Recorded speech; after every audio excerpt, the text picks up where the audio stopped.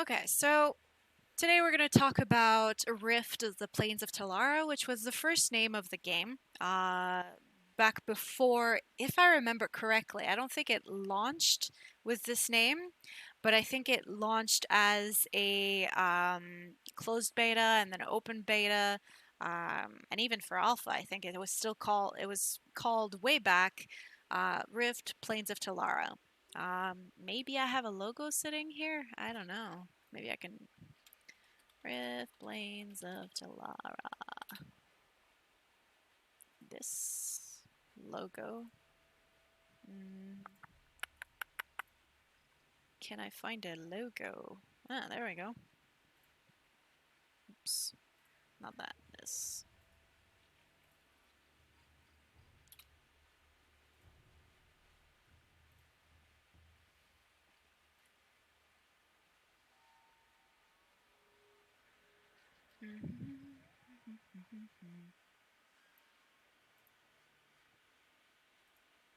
Okay. This, we're going to add an image right here.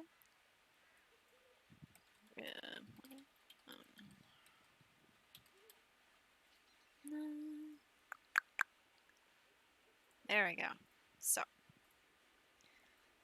da da da. Whoa, not that. Only this. Let me move this. So, yeah.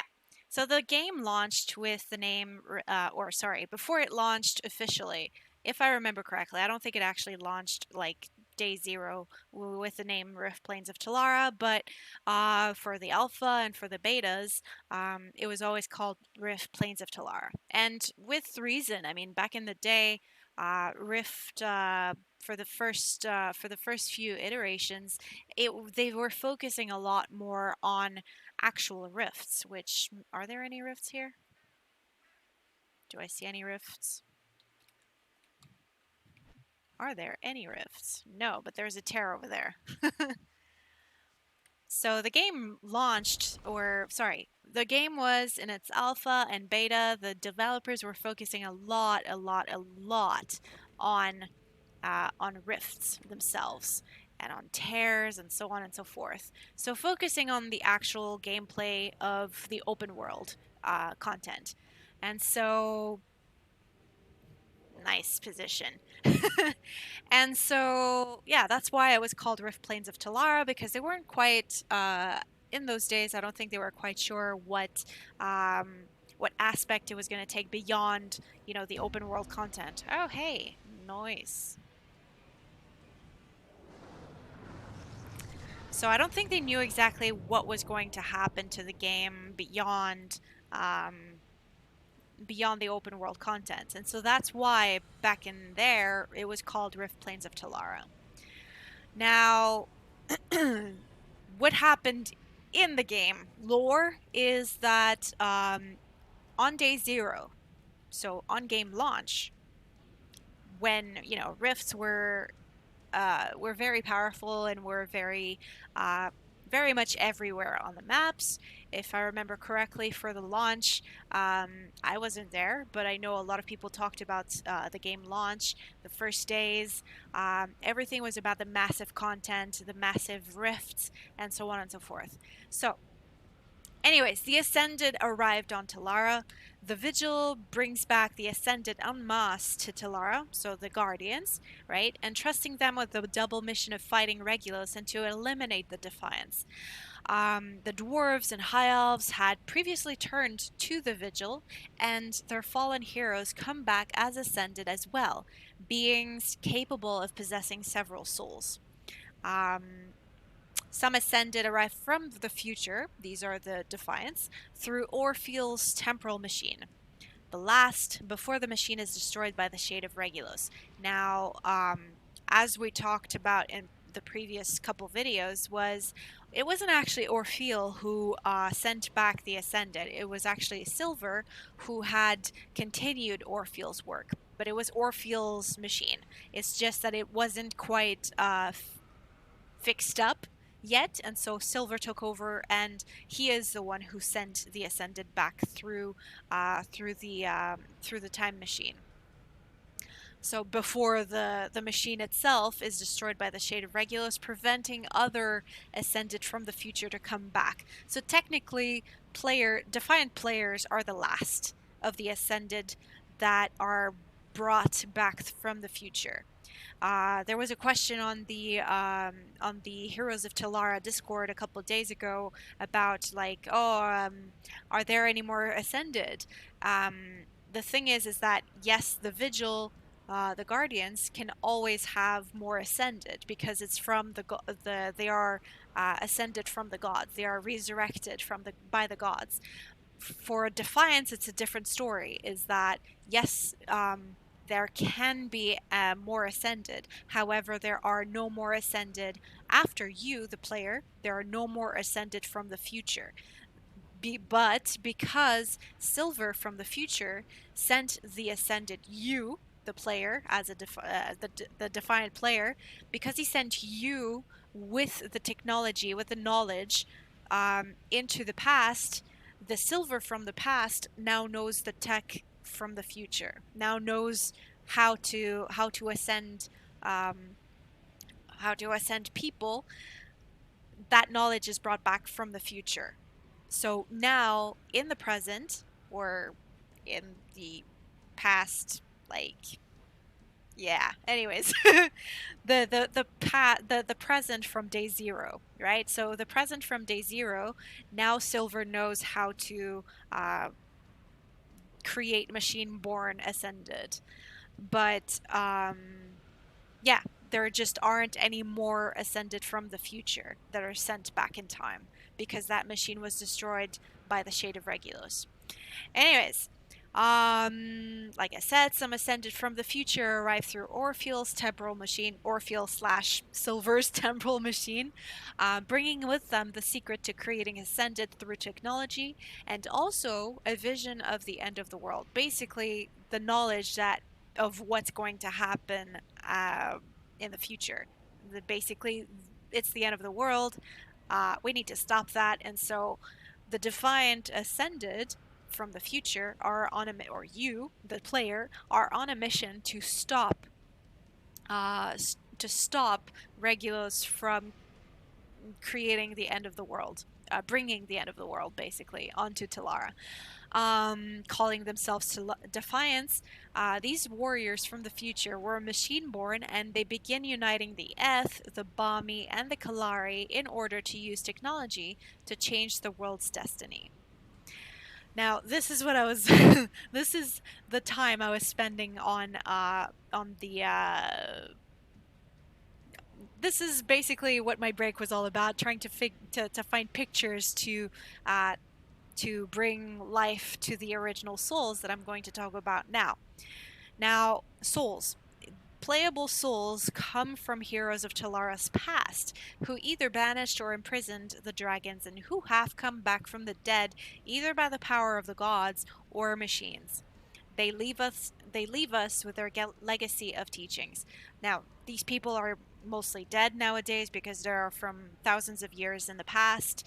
However, their legacy, their teachings continue on with the souls that are given to the ascended. So basically, the ascended are infused with souls to fight for the odds of Telara, basically.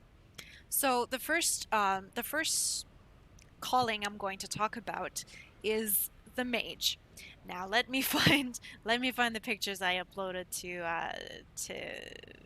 Oof. Here we go. So we're going to set this up here. All right, so this is the mage vocation. Yay. Fun. So we're going to talk about the mage. And we're going to talk about also the Chloromancer. The Chloromancer. Right? So, the Chloromancer, we have a story that brings us a little bit of in-depth history into the soul that's called Chloromancer. Chloromancer is basically a kind of how could you say, like an unnatural soul in the mage calling, because mage, you kind of always think of it as you know, arcane magic or um, you know, time magic and stuff like that. However, chloromancer is more about nature, and that is very different from regular mage studies.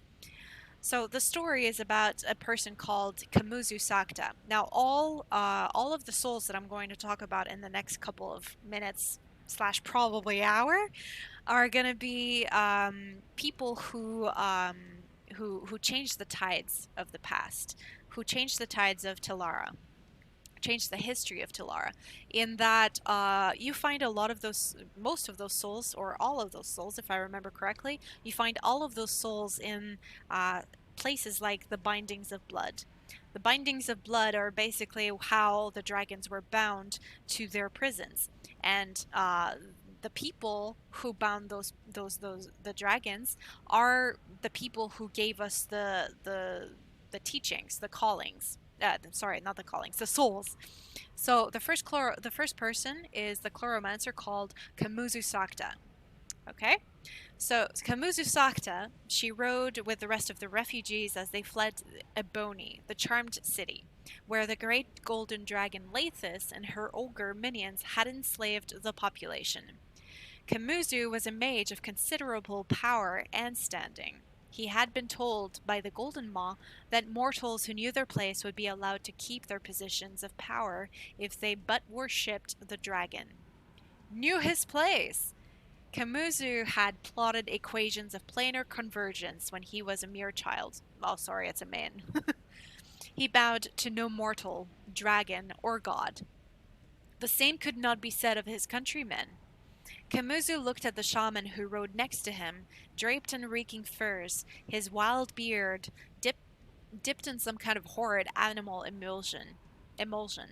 The uncouth holy man wiped off the grease from the shank of Yamozor he chewed on his bare chest. Kamuzu had thought him a vagrant until townsmen came and prostrated at his feet, begging him for assistance. To think that we escaped the domination of one otherworldly being only to willingly chain ourselves to another, thought Kamuzu. Though, I suppose if my daughter lay dying from an ogre's spear, I might consider supplication as well. This realization haunted Kamuzu. His eldritch equations had unlocked every mystery in Telara, other than how to improve the mortal condition. Settling on the southern shore of the Lake of Solace, he turned his full attention to the problem of arcane healing. He gathered any sample he could from the plane of life, and his lab began to resemble a fate-touched alien jungle.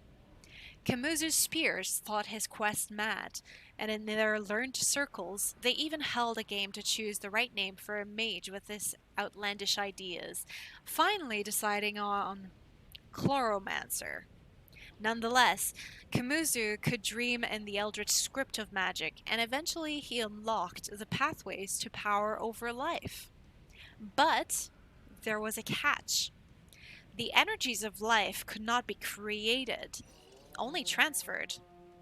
When a cleric healed wounds, they were not channeling raw life energy, but the essence of the god or spirit to whom they prayed. If Kamuzu were to heal a man on the brink of death, he would find his own life in peril, a sacrifice he was not willing to make.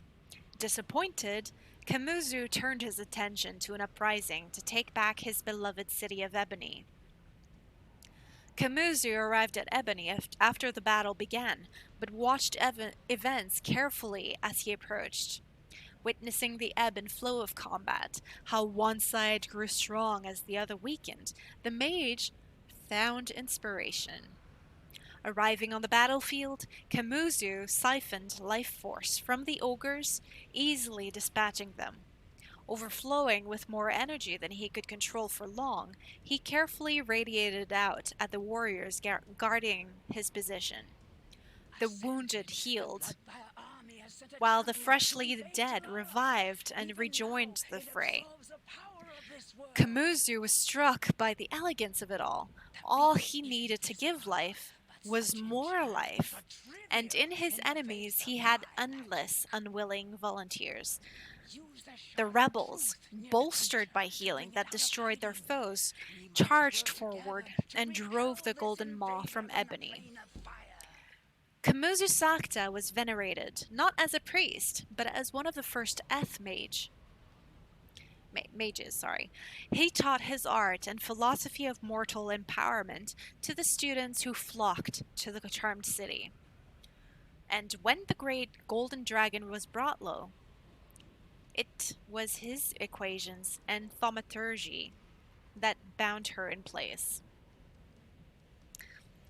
Right? So it's all about the exchange of life and death. That's how Chloromancer works.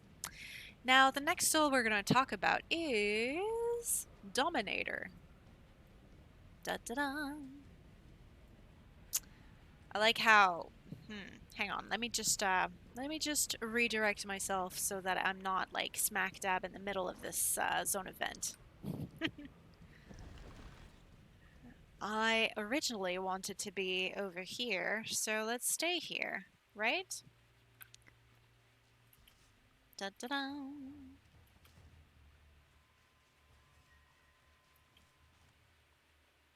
Wow, beautiful. Alright, so let's stay there. And stay there. Okay, so next we're going to talk about Dominator. Dominator is mostly a PvP soul, or at least most people use it as a PvP soul, but it's also pretty good at AoE. Not as strong as Stormcaller, or at least the way I knew Mage. But Dominator's pretty good at, let's say, for example, if a boss needs to have some energy, take some arcane energy or purges or stuff like that, then Dominator's pretty good at that. I remember we used Dominator on one of the bosses in Sharax. Hang on. Rift, Sharax, bosses. Mount Sharax, right. What are the bosses? Bosses. Where are the bosses? Hang on. Threngar? I think it was Threngar, yes.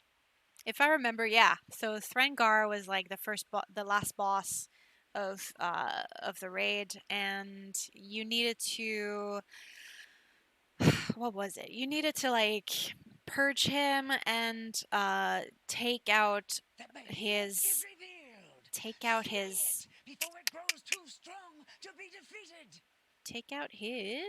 charges, right? Because he was like a mage-ish character, and you needed to like siphon the if I remember correctly, you needed to siphon the charge out of him. Something like that. Or siphon mana out of him, something like that. Anyways, so let's talk about Dominator. The Dominator person that brings us the teachings of the soul is Nyx. Nyx was beloved of the Kalari. A beautiful young girl, she was betrothed to Hiliad, who was fated to become high priest. In a land where ruthlessness was a virtue, Nyx was known for her sweet demeanor. Her melodious voice called the squirrels from the trees and the birds from the skies down to perch upon her shoulders. Returning from a day in a shady glade, Nyx entered her bedchambers to find an abyssal sorcerer waiting, knife in hand. "Your destiny dies with you," he began, but the faceless cultist's threat died in his throat as Nyx's magic overwhelmed him. In a brief instant, his form twisted grotesquely, leaving behind a squirrel that ran in erratic circles where once a man had stood. Humming a dulcet tune, Nyx called the beast to her and dropped him into a cage, which she immediately submerged in a cistern. She sang over the animal's terrified shrieks, then finally flicked the carcass out the window. The water cultists had arrived again. Oh, bother, thought Nyx. How many times must I deal with these people? Heliod? She called out pleasantly, hand on the bejeweled ritual dagger at her hip. I think we shall have visitors soon. She opened the door to the salon, where he would doubtless reside, deep in meditation. Instead, she saw more abyssal cultists, wearing masks made from the skins of their victims. The large one with the swords was hacking her Heliod into parts needed for their demonic rituals, while the others were busy painting profane symbols into the mess. Well, I see you've already made yourselves at home. Her practiced smile never wavered. You must be tired. Following a wave of her hand, the cultists found themselves struggling to stay awake. The pleasantness about her evaporated, and the air around her darkened. And now you've forced me to train another husband, Nyx said before her form wavered and tore into shadows that crept about the walls. The cultists of Achilleos are accustomed to madness, but in the house of Nyx, they found themselves engulfed in a nightmare beyond their control. Running through the room, they clawed at their faces to remove imagined insects, lost all memory of who they were, and began to turn upon each other in paranoia. With their own spilt gore, they destroyed whatever arcane pattern they had attempted to draw with Heliod's remains. Nyx turned and regarded the leader, who had just found the strength to stand. Witch, he hissed. The power of Achilleos will not waver before the likes of you. A bolt of profane energy streaked towards Nyx, but flared against a conjured barrier that caused it to rebound upon its caster.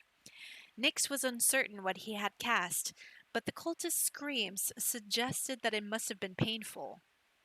Yes, yes, you cultists in your prattle. Consider me officially bored. In an almost disinterested way, Nyx invoked a spell that tore the magic from her foe. Streams of energy wrenched through his mouth and his nose until the husk of his body collapsed upon the floor. Nyx straightened her appearance in the salon's mirror and furrowed her brow.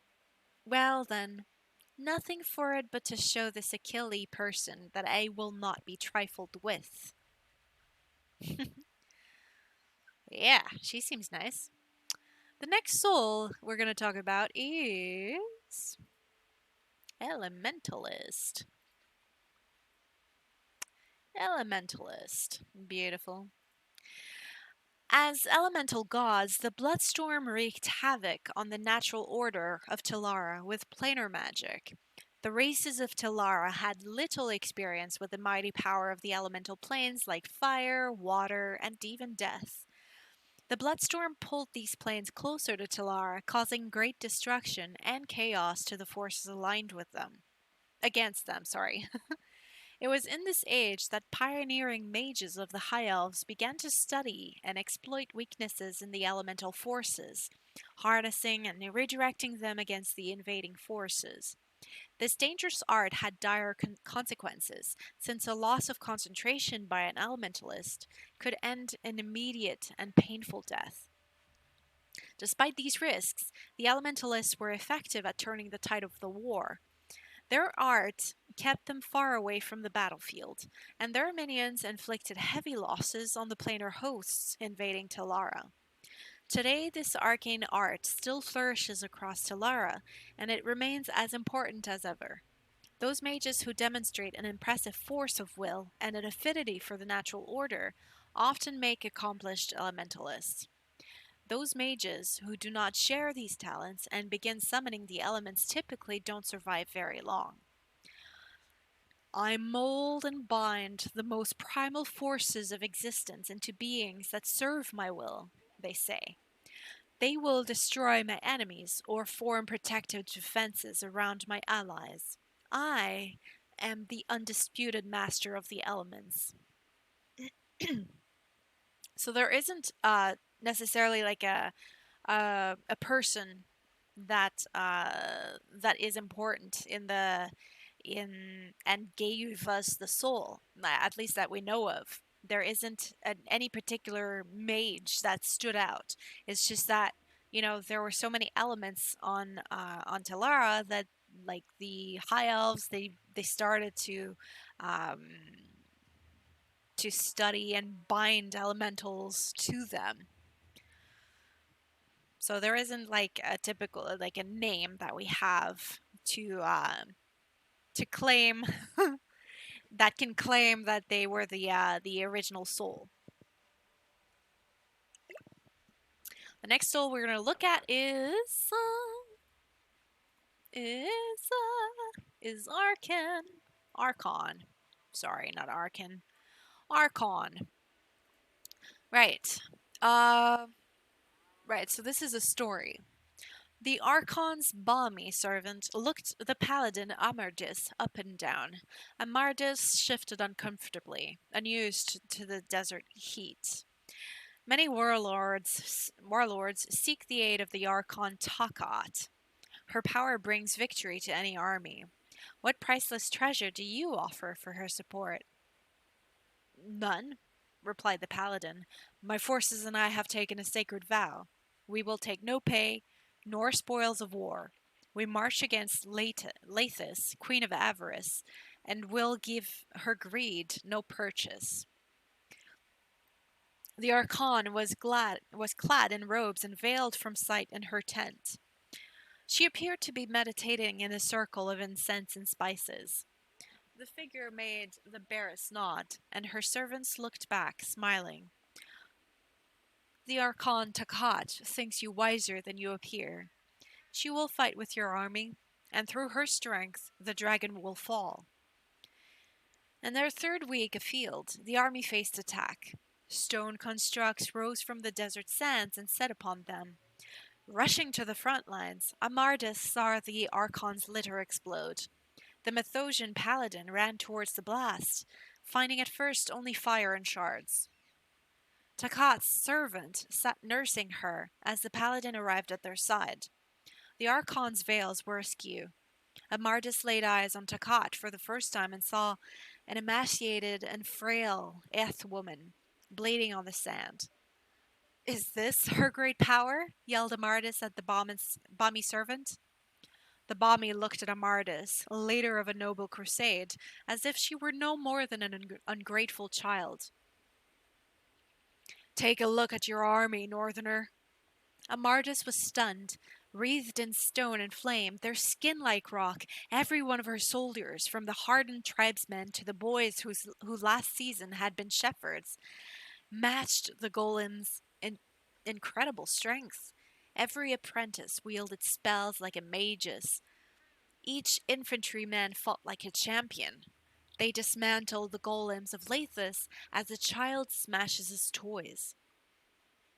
She needs healing, said Amardis, ashamed at her lack of faith. No, the balmy gently picked up Takat. Something is coming. Suddenly, a series of thunderous blows shook the battlefield. Titan! The soldiers cried. A gargantuan figure towered over the top of them. Even in their empowered state, the army was no match for this force of nature. Before Amardis could sound the retreat, magma gushed from a sudden crack in the hill, washing over the foe, and Amardis felt her hands surge with the Titan's own might. She looked at the Archon, whose eyes burned like the molten blood of the earth, no longer frail and wizened. Takat was regal, beautiful, and awesome to behold. Attack! She bellowed. Trust in the gods and the Archon Takat! Her army rallied, empowered anew. Amardis had never felt so strong, so unstoppable in her life. As Amardis drew her blade from the Titan's desiccated heart, she felt Archon Takat's hand on her shoulder. Amardis loved the gods, but at no moment in her life had she felt closer to a divine being. Archons are no frail people, man. They're awesome. Next, we're going to talk about Necromancers. Here we go.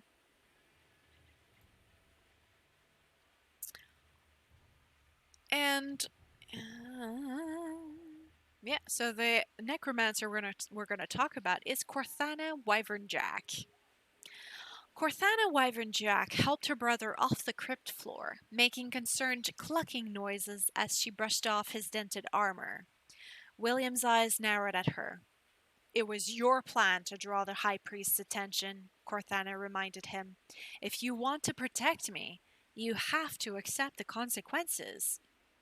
Her brother seemed about to say something, but she shushed him and fished for her needle to stitch his wounds closed. William's situation dated back to when he and Corthana had joined the crusade against the Endless, working on their own because Corthana's magic made others suspicious. They had great success until Corthana was taken prisoner by the Endless. Perhaps they sensed darkness in her or simply recognized her cleverness, so they showed her their ritual of reanimation. It was needlessly complex, laden with invocations to Regulos that seemed integral to the magic, yet served no purpose besides turning the caster to evil. Corthana made a show of joining in, but dispensed with all mention of the destroyer when practicing the art of her own. Then one day, William, her headstrong paladin of a brother, burst into the camp of the Endless to free her. Corthana did not hesitate. While he had the enemy's attention, she cast a grave rot on the ground where the cultists stood, giving those who sought to corrupt her a taste of their own necromancy. The subtle, pernicious death magics alone weren't enough to overcome her enemies, but the zombies she raised from the ground fed upon the necrotic energies to empower their attacks. She didn't forget her brother. It was his foolhardy charge that had given her the distraction she needed to unleash death upon those who sought to cheat it. She knew that Methosian courage often was the result of a good priest at your backside, and without healing, William would perish by 1,000 cuts. So, she gave of herself, her blood, her very life, and sent it to her brother. When the burden became too much for her to bear, she drained essence from those cultists who bore her mark. Fleeing for their lives, they met the High Priest of Regulus, whose evil had earned him everlasting unlife. With a sneer, he aged William unto death with a bolt of dark magic. At first, Corthana felt only a chill calm. She gathered her power and took on the guise of a lich. In her avatar form, she summoned the ghosts of noble warriors who struck the High Priest down and avenged her brother. She fell to the ground, human once more, and wept by William's side. Her brother never did learn to accept necromancy, but what paladin could? And every time she stitched him back together, he gave her that cold look with his hollow eyes. It is said he guards her to this day, eternally vigilant, lest any minions of Regulus attempt to corrupt her peaceful sleep. Come forth, noble warriors, your battles have not ended. Protect the weak, punish the wicked, then sleep once more. The next soul we're going to talk about is the Pyromancer. What the heck? That is a huge picture. I'm sorry. Yeah, okay, we see a face. Oh, we see some more.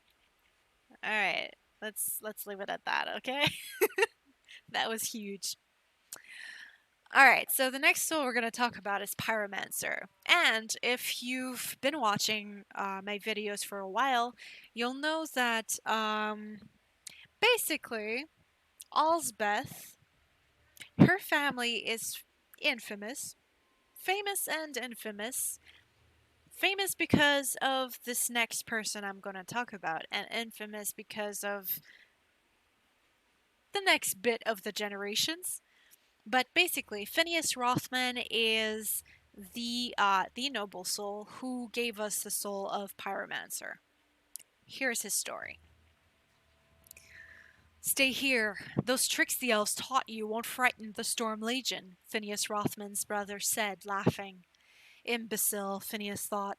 watching his fellow tribesmen ride to battle. My tricks frightened even my teachers. Sickly son of a Methosian chieftain, Phineas Rothman was sent to study magic with the elves, less to bring the arcane arts to his people than to stay out from under stomping booted feet. But the elves sent him home early, not because his research into fire magic nearly burned their sacred grove to the ground, but because the urgency of human youth made them uncomfortable. Rothman trudged over to the edge of the cliff to watch as slowly the valor of the united tribesmen overcame the mindless discipline of Crucia's Storm Legion. Suddenly, an electric blast erupted in the middle of the battlefield. Whether thanks to lightning or terror, the hair on the back of Phineas's neck stood up and he whispered, "Storm touched." Crucia herself, Dragon of Storms, had possessed the Legion's commander. Phineas knew she could bring to bear superhuman tactics and storm magic that would eradicate every Northman in that valley. He knew this even as he rode to the battlefield, quick as a midsummer fire through dry scrub. Leaping off his horse, Phineas turned into a streak of flame, flashed towards the front line just as the Methosians quivered on the edge of disaster. Standing on the front line, Rothman conjured exploding fissures of magma, completing in mere seconds an incantation that took his elf tutors minutes. White-hot flame lanced from his fingers, sending charred chunks of legionnaires flying in all directions. The Storm Legion's rally became a rout. An arrow slammed into Rothman's shoulder, jarring him into a state of sharp focus. The possessed Storm Legion leader advanced, aiming a second arrow at the mage's heart. Phineas screamed at his assailant, exhaling waves of flame that burned the bow away. The general drew his sword and charged through the flames. 2 steps from Phineas he stopped, a statue of solid ash. Phineas's laughter blew the ash away on the northern breeze, joined with the roar of his clansmen as they ran down the fleeing Storm Legion, even as a voice hissed from the sky, "I will kill you, little mage!" Years later, as Phineas fixed the keystone to Crucia's prison, he taunted, "Remember what you promised me?" and laughed again, breathy and crackling like a bonfire. "Fire is a hazard," says the coward. "Fire is a tool," says the fool.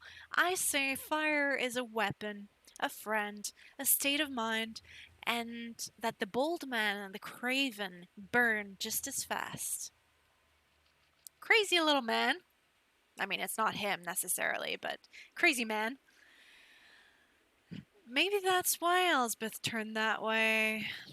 The next soul we're going to talk about is... Where is it? Stormcaller. Here it is. Nah, a little bit small. The Stormcaller.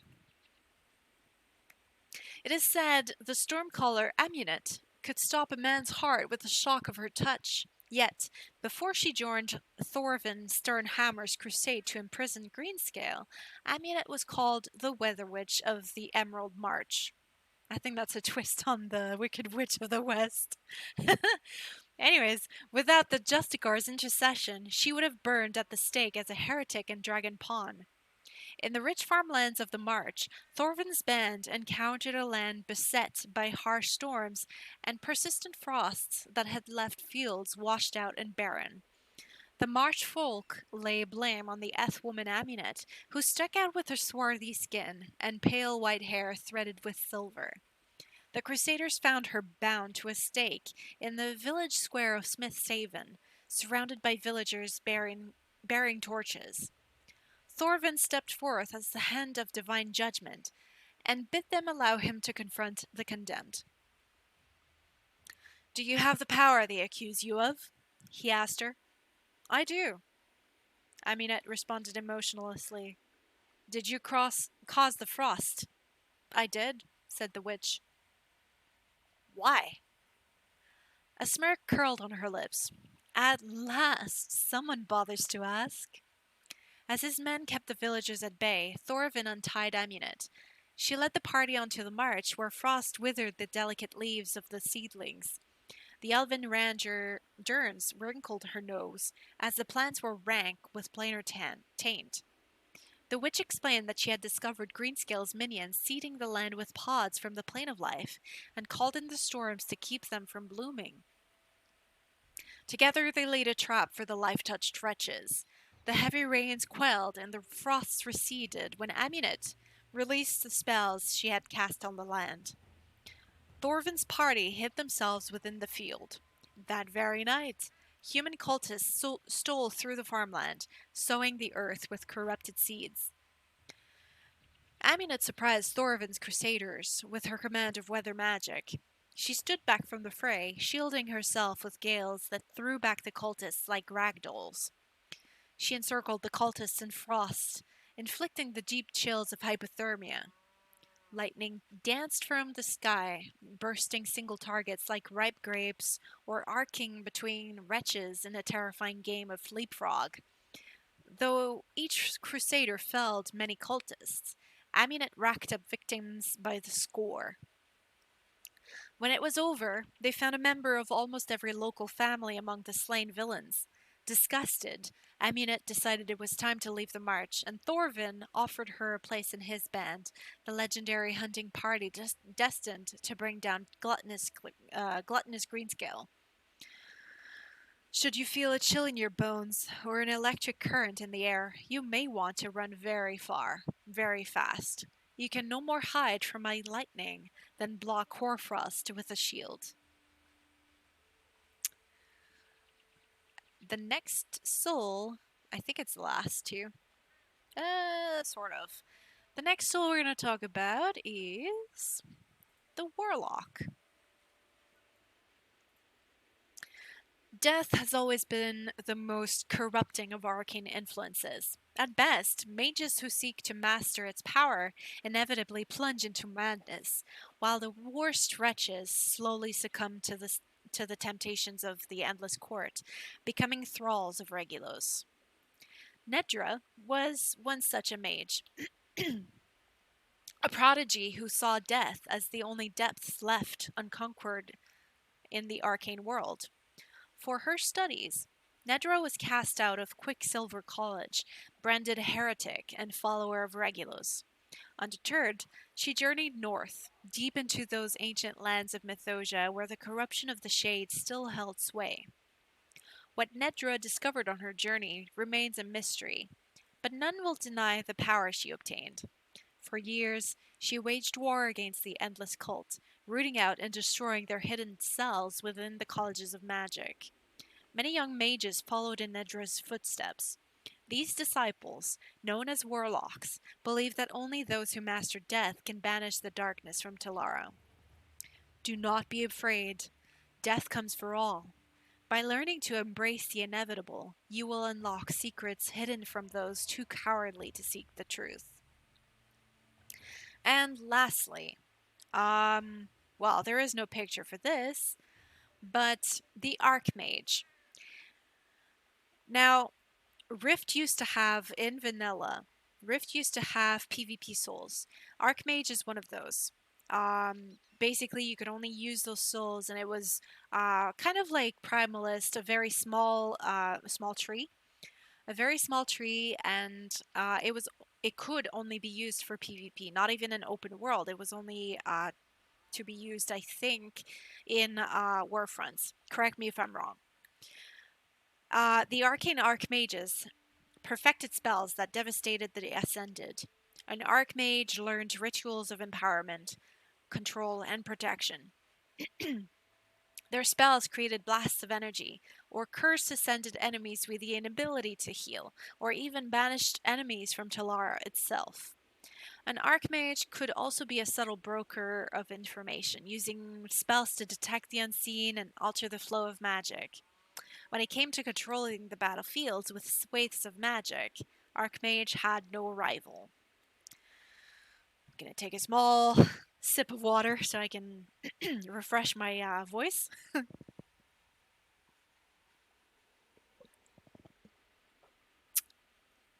Okay. Hopefully my voice isn't like fucking destroyed by the end of this. I hope not. Okay. So, wait. I need to hide this. Now, cleric. Where is the icon? Here it is. The icon for cleric is this, and the first soul we're going to talk about is the Kabbalist. One tiny note on the cleric, however. Someone on the forums once asked how a defined cleric made sense. What with the cleric being associated with a vigil and the defiance rejecting the gods. The fact is, clerics are not at all merely associated with gods. Captain Cursor replied to the thread on the forums with a clarification that essentially defined clerics can express their faith in the divine infinite as a series of equations, calculations that could be used to make a machine that did the exact same thing but could scale. There are also the Kalari who don't worship gods but make pacts with spirits from the elemental fonts on their island, binding them into their service and effectively flipping the relationship a normal cleric would have with their deity. The Bami worship their ancestors, and the Eth revere the sun. So basically, just because you don't believe in the vigil necessarily, it doesn't mean that you don't have a faith that can bring you the power you need to be a cleric. That is what it means. So the Kalari, they make pacts with spirits. They believe in spirits, in the elementals. The Bami, they worship their ancestors. That is a sort of religion. The Eth revere the sun. And yeah, that's pretty much it. So therefore, it's not so much the gods that grant the clerics their powers, but rather their spirituality itself. One could argue that even the guardian clerics are granted their powers through their spirituality rather than from the vigil specifically. It's also worth noting that the Eth clerics exist by using the powers from the planes, or something along the lines of mathematical equations. Long ago, the Eth sent some of their brethren to travel to each plane for research purposes. This explains the Gar stations that the Ascended later discover in the plane of water. Now that I think about that, maybe the numbers needed to go up in Menugo because the cleric's power is derived from the power of Menugo? Wow. If that is it, I've cracked it. So yes, the first soul we're going to talk about is Kabbalist. And the Kabbalist we're going to talk about is Asius. I don't know if I'm saying it right. Asius? It's basically Asia with an S at the end. Okay? So Asias, that's what I'm going to say. The cottage was ripe with decay. Flayed animal carcasses dangled from the ceiling, piles of bones littered the floor, and heaps of entrails steamed atop a stained wooden table. An old Kalari stood at the window. He turned to face the strangers, sprawled bleeding on the packed dirt floor, and in a high, mocking voice said, "Wonderful job, heroes. We're surrounded." Though the recluse Asius had a reputation for madness, he did not exaggerate. Goblins pushed their way through the fanning ferns around the clearing, their shaman dancing before the hermit's cottage, summoning fire elementals to further uh, gut their numbers. From among the strangers, a powerful Bami with a wickedly serrated sword tried to stand. Her wounds were too great, and she collapsed again. Gritting her teeth, she said, "Sarcasm later. We must fight." Asias surveyed the battered group and made a low, disgusted noise. "Sarcasm always. Now, stay here. I will handle this." The old Kalari stepped from the cottage, and the goblins laughed raucously in their response, taunting him for his age. Asias half smiled and traced a sigil in the air, invoking the names of ancient spirits. Shadows pooled at his feet, and he locked eyes with the shaman. The goblin went curiously stiff as the elf approached. In a low, cruel voice, Asias whispered, "Mailforge is gone. Your followers are gone. You are alone and helpless.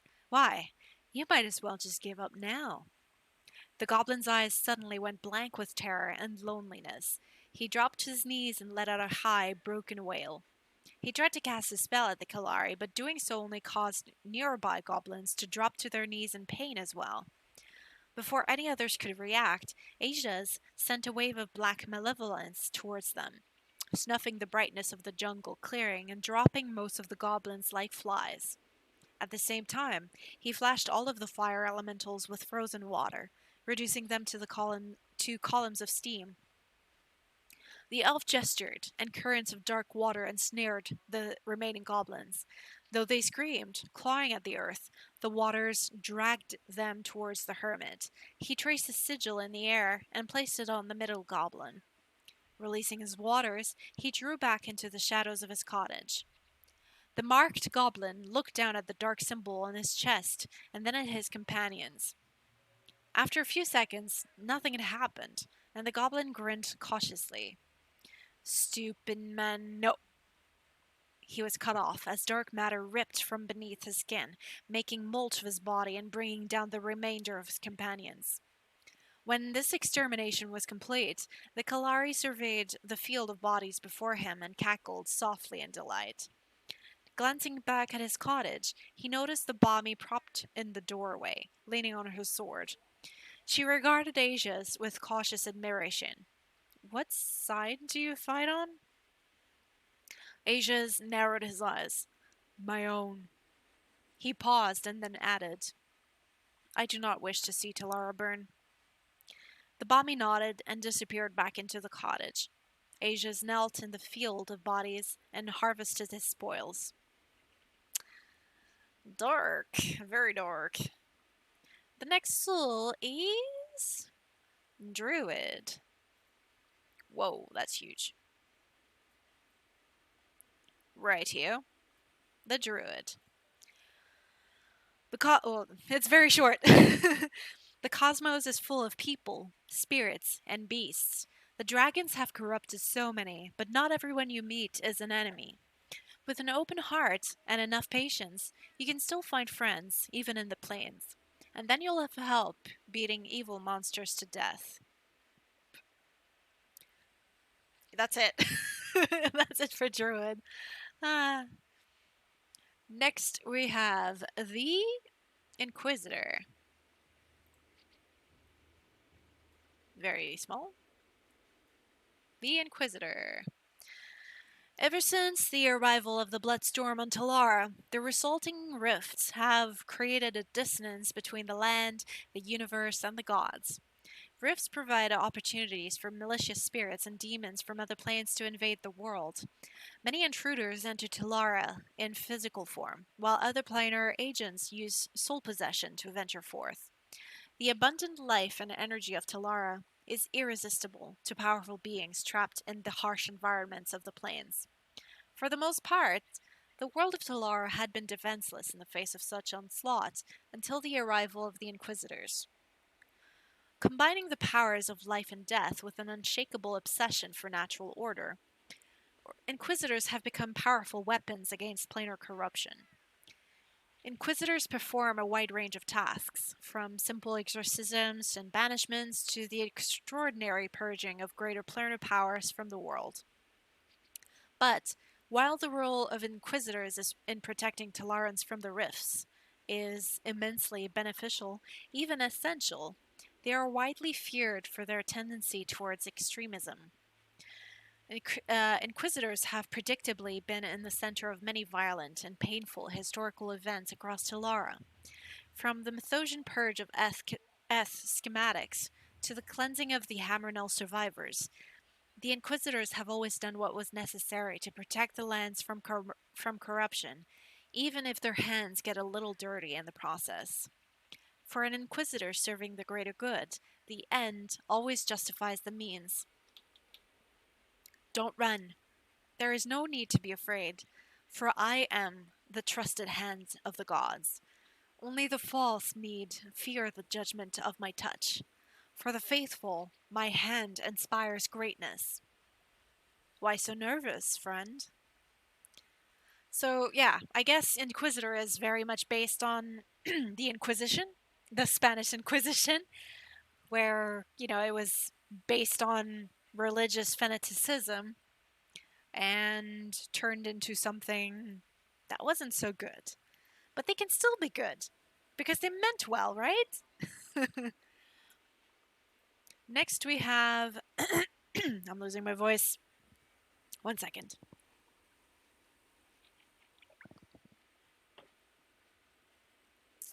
Next we have the Justicar, the tank.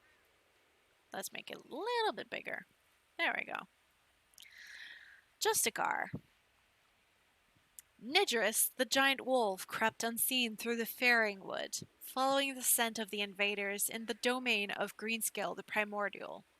He tracked his war party of humans and dwarfs to an overgrown temple. Among stones pulled apart by vines, they bowed their heads in prayer, led by a dwarven cleric who wore chainmail under his robes of office. He knelt at the remains of the altar, leaning on what looked to be a staff. Bidding farewell to your gods, they'll soon be devoured by our Lord Greenscale. The impish voice belonged to Corrigan, a changeling who rode upon Nidris and fancied himself lord of this forest. Shed your worldly concerns, said Corrigan, and frolic with us in this paradise. A coven of winged fairies that doted on Corrigan buzzed out towards the group and began tugging at beards, pulling at tunics, and riffling through pockets for sport.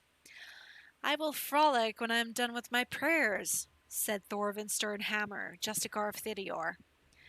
A lackey of the gods, taunted the changeling.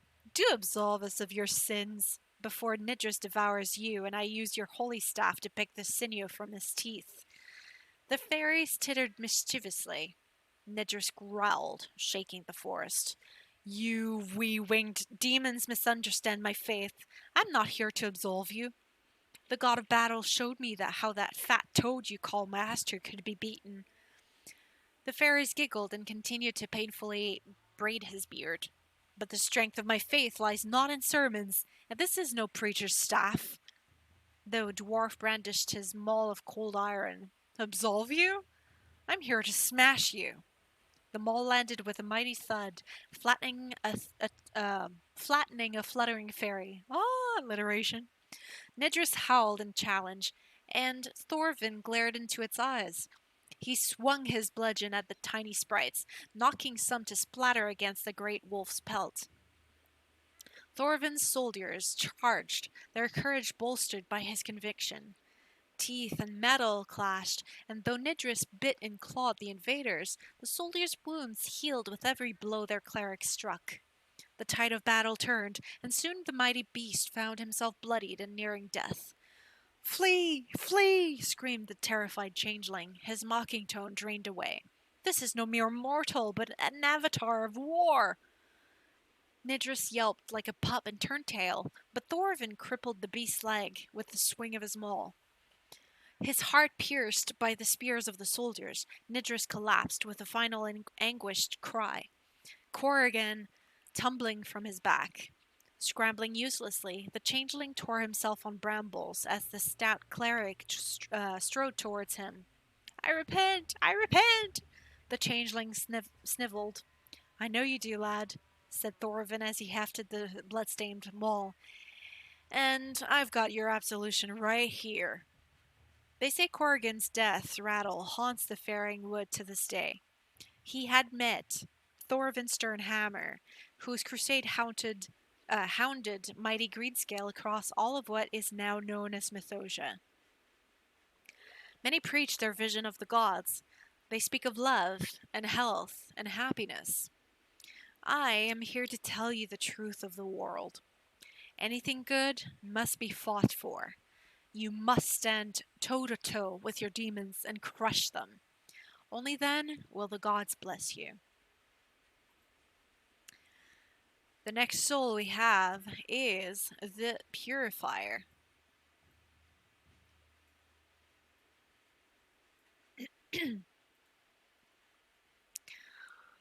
Let me have a drink.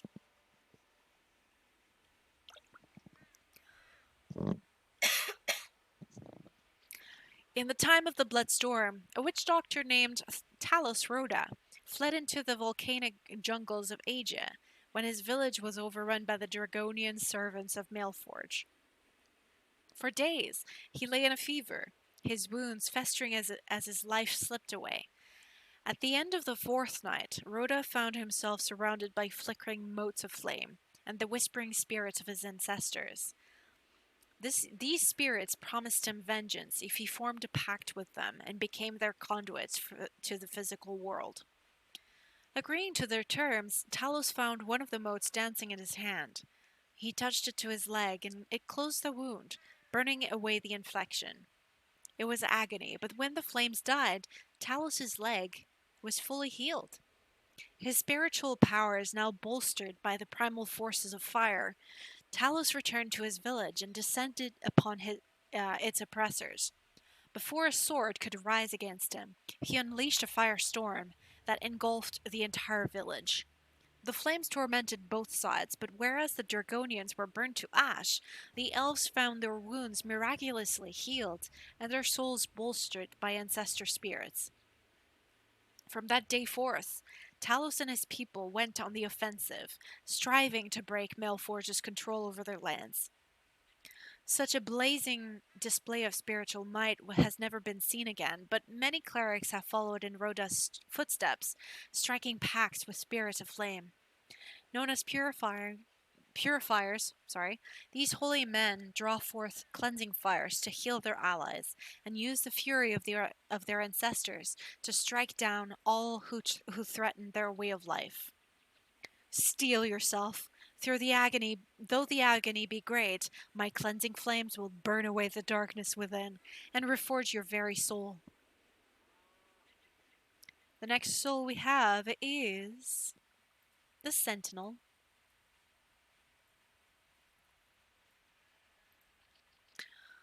Unable to reconcile the contradictions between the gods, the elf initiate Niall Cliffswind made a pilgrimage to Hammernell.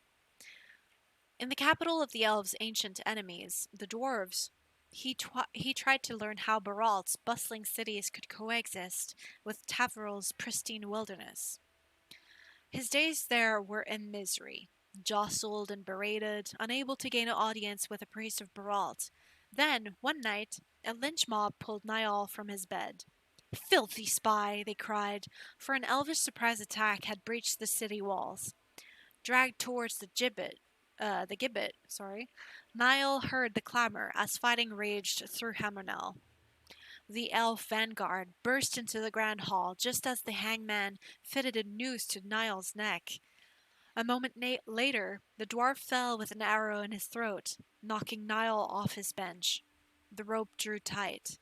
Battle choked the dwarven hall, yet no combatant who fought near Niall succumbed to their wounds. Even as he swung from the noose, the initiate mouthed a healing prayer, offering his last breath to save kinfolk and persecutors alike. White light poured from the eyes of every statue to a god in Hammernell, the words of his prayer booming from stone lips. Anyone who saw the light was healed. Everyone who heard the words succumbed to a quiet serenity. As the elves laid down their arms, the dwarfs cut Niall down and declared him a saint. Both sides pledged allegiance ever after, and the mendicant went on his way. The elf commander had heard of Niall's pilgrimage and asked if he had learned how the gods could overcome their conflicts. Each god values the life of each and every mortal. In this, there is unity, Niall said with a sure, clear voice of enlightenment. Niall spent many years spreading his revelation, performing miracles, finding in every culture a link to the divine. When the gods formed the vigil, Niall's sentinels spread hope through unity to all the people of Telara. It is easy to have faith in one god. I have seen the truth of the universe, devoted myself to the vigil as a whole. I bring succor to the one and the whole alike. The next soul is the cleric shaman.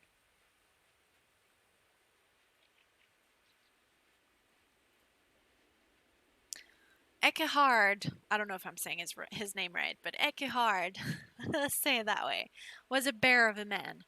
Even after age turned his beard white and fine as snowdrifts. He was the last of the Valnir clan to fall when the Storm Legion swept through Iron Pine Peak. His mole toppled many of Crucia's finest, but at last they captured the mountainous man. As the other imprisoned Northmen looked on, the Storm Legion commander blinded Ekehard with a hot poker. He was chained with the rest of the captives and marched towards Crucia's chamber for assimilation. Despite his blindness, Ekehard spent the long death march, preaching faith in Thedior, god of storms and justice.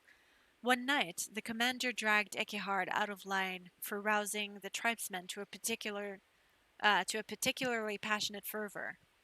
Stripped of all but a few loose furs and beaten savagely, the once unstoppable northerner found himself left for dead in the snow.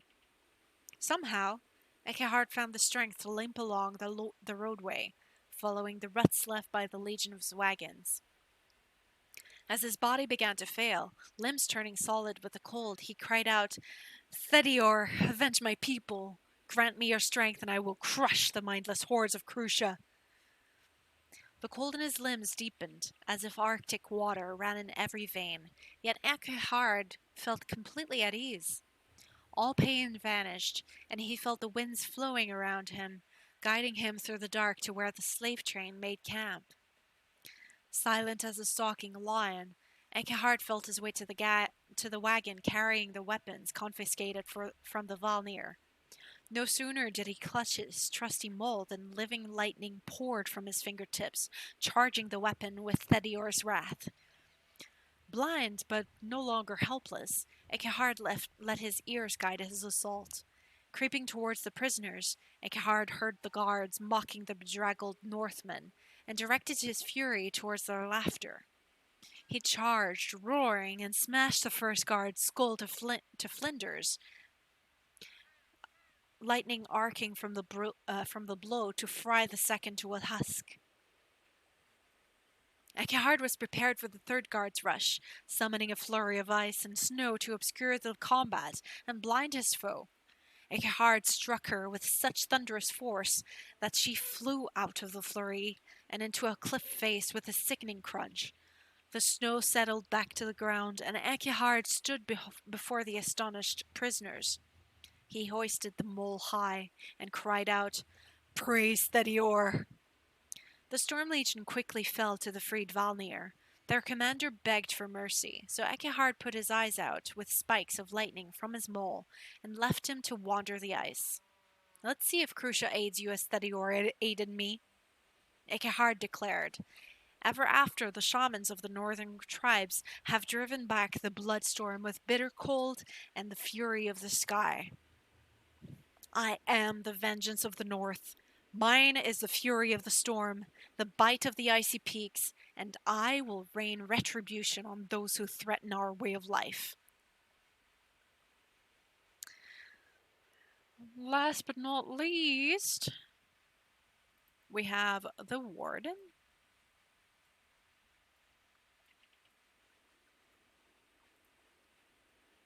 The elves left their homeland and came to the Kalari Isles, finding it a place of wild spirits.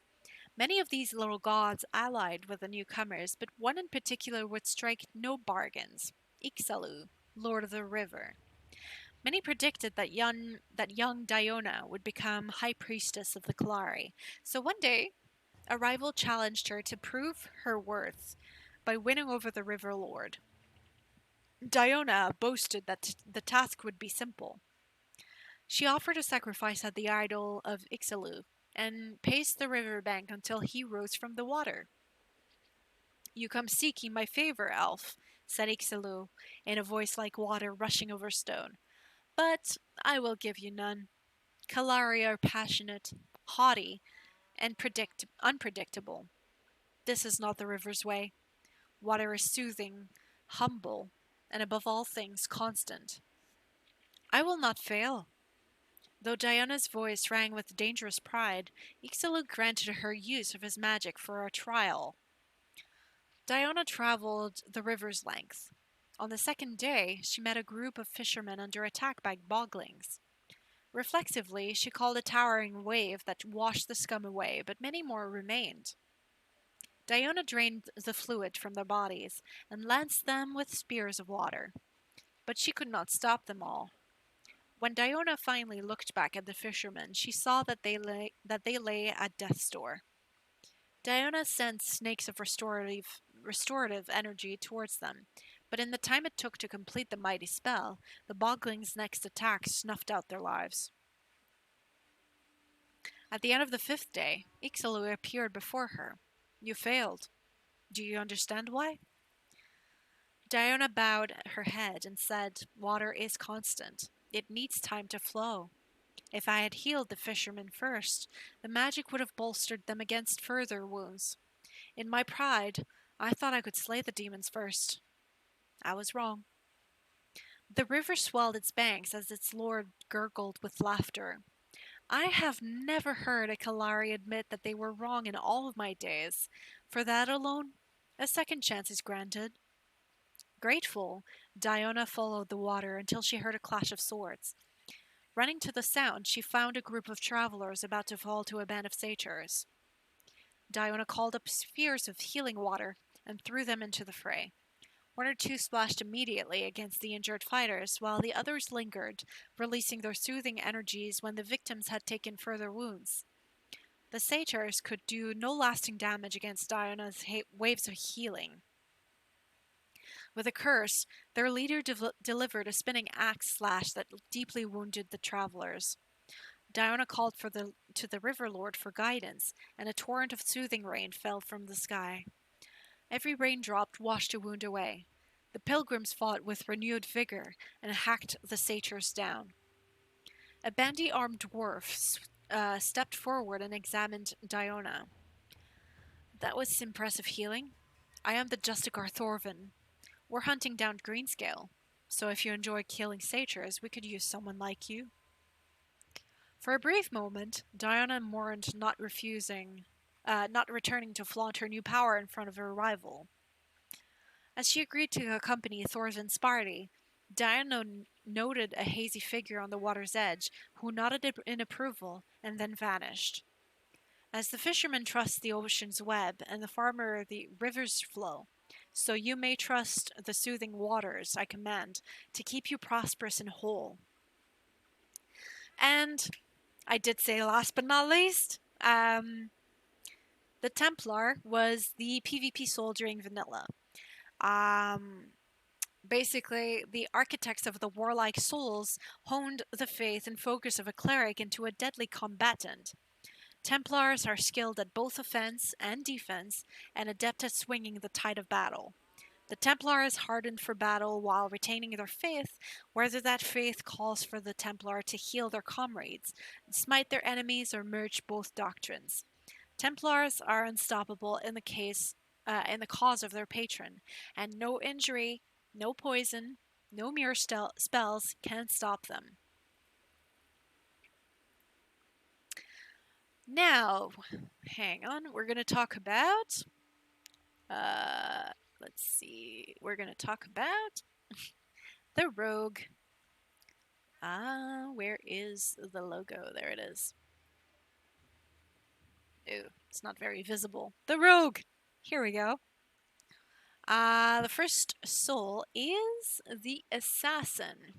The ass, as they say very often. Very big picture. So, the ass. Here you go. The dwarf Visislav grew up in the shadows of Hammernell, knowing one truth. The queen had killed his mother, and one day she would die for it. Visislav's father was king of Hammernell, his mother one of the queen's comely handmaidens. The jealous queen had the young woman murdered, but not before the child could be spirited away. Visislav was taken in by his mother's brother, Bogdan, who made his living cutting short the lives of others. As Bogdan's apprentice, Visislav's daggers became faster, his movements less detectable, his poisons deadlier than his uncle's. The young dwarf developed a particularly nasty poison all his own and named it Ursula, after the queen. All was joy at the grand feast to celebrate King Munimnir's 60th birthday. Very suddenly, the queen's face went pale, and she toppled over into her soup, convulsing, foaming at the mouth. Finally, she lay still, poison the clear cause. But as the king's elite guard hurried him to the royal chambers, one dwarf dropped like a stone. A figure materialized from the shadows, pulling his blade from the victim's back. The warriors rushed in, but the assassin dodged their attacks, dealing cuts that bled profusely and festered and boiled from terrible venom. Moving with the ruthless precision of a hawk after prey, he finished them with strikes to their vitals. Soon, the guards were all dispatched, leaving only the killer and the king. "I see myself in your face," said Monimnir. "That is impossible." "And yet here I am," Visislav growled. By the time the party was found, the king lay dead among his guards. Visislav was never seen again by mortal eyes. His only legacy, a series of flawless assassinations, involving a poison that all Telara now calls Queen Ursula. I breathe shadow, caress with fingers of razor-sharp steel, and weep tears of poison. Mine is the name of your sudden, messy death. Next soul we're going to talk about is the Bard.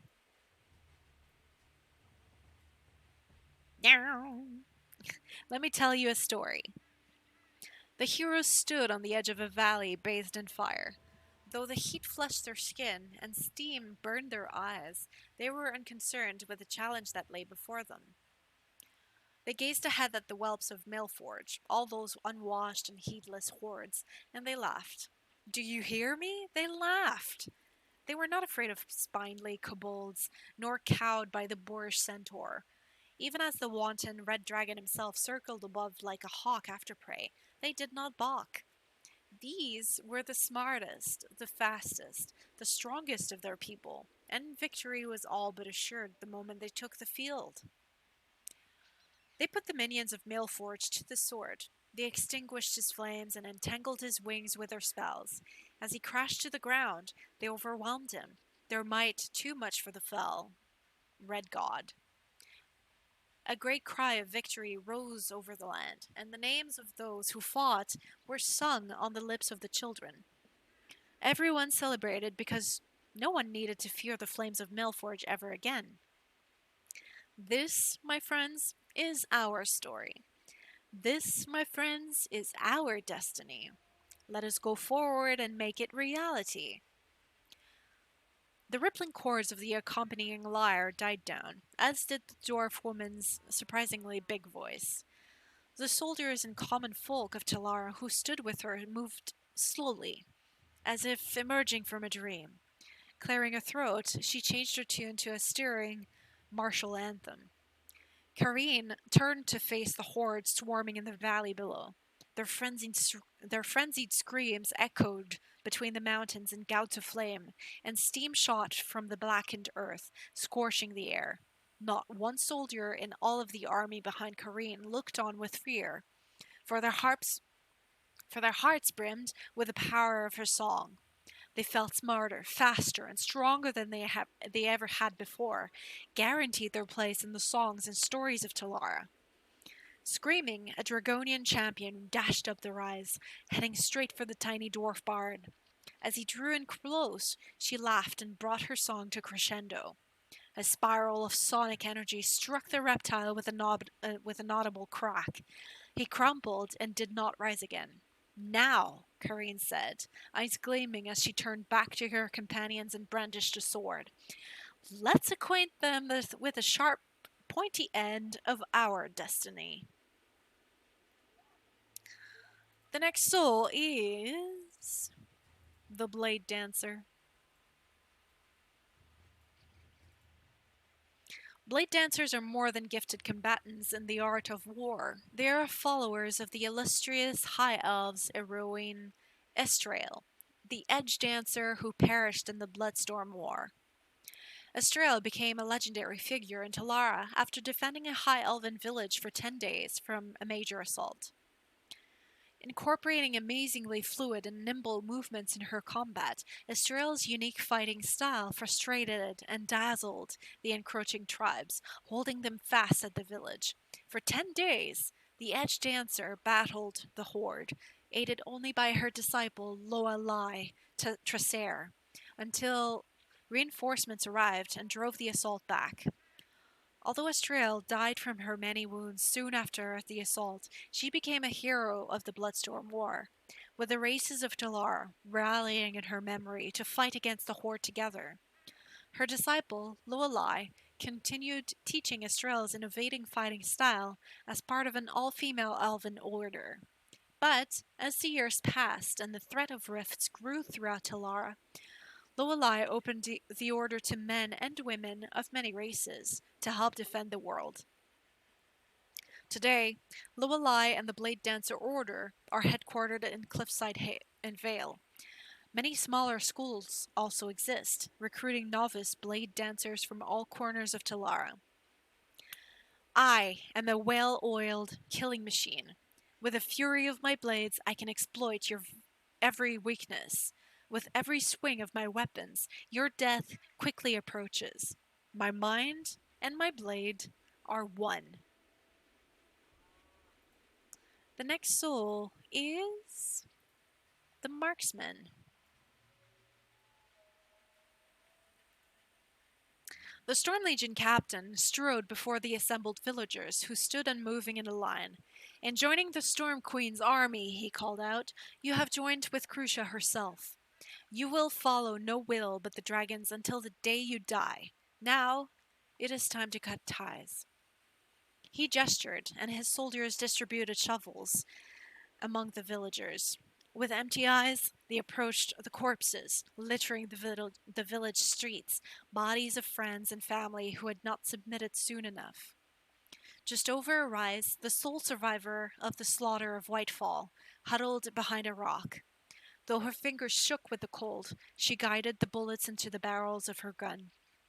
One of the digging villagers fell, too weak to work, though he struggled to rise with the mindless determination of an ant with a broken back. You, said the captain to another villager. Crucia spares no love for weaklings. Bury him with the others. The helpless executioner stepped forward, raising his shovel. Before the stroke fell, someone blasted the shovel from his hand. Marksman, the captain barked in warning. The soldiers rushed up their eyes. A slender young woman in naught but a nightgown stepped from behind the rock, rifle against her shoulder, eyes frosted over with hate. An arc of lightning propelled her first bullet to spear through the foremost soldier and lodge in the second. The second round followed right at its tail, hitting a third soldier with such thundering force that he sailed back 15 yards. One legionnaire surged forward, but before he could swing his sword, she leveled the muzzle at his chest, blasting him across the snow. By now, the bulk of the group had caught up, but she leapt backwards further than human legs should have carried her, landing 20 yards away and resuming fire. Her target crumbled, and the force of her shot bowled his companions over. An edge entered the captain's voice as he urged his forces on. The Legion mages strove to get within range of the shooter, but her gun's incredible reach kept them at bay. One sorcerer finally reached striking distance, stunning the girl with a concussive bolt. For but a moment, she wobbled on her feet, then shook it off like a mild headache, and ran with unnatural speed through the snow. She picked off the mage with a blast over her shoulder, then turned her rifle on the captain. Scrambling back in terror, the captain called the mindless villagers to screen him, but the girl found him amidst the crowd. This is for Whitefall, said the girl, and though her voice and face were calm, none would have mistaken her cold fury for the void of Crucia's puppets. Tales say you can still hear the shot that killed the captain ring out on cold nights in Whitefall. The rest of the battalion fled from the unerring sniper. Nothing could be done for the villagers, so the marksman Jiza Malik buried her people in the frigid earth and stole away into Iron Pine to become a legend of the Age of Dragons. I dare you to evade my shots.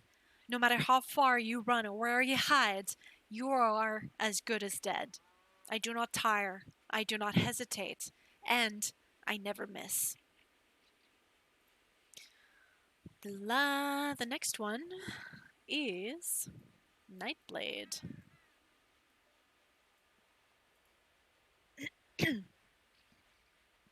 Only those who deal in the shadows know the name of Clan Zardonis.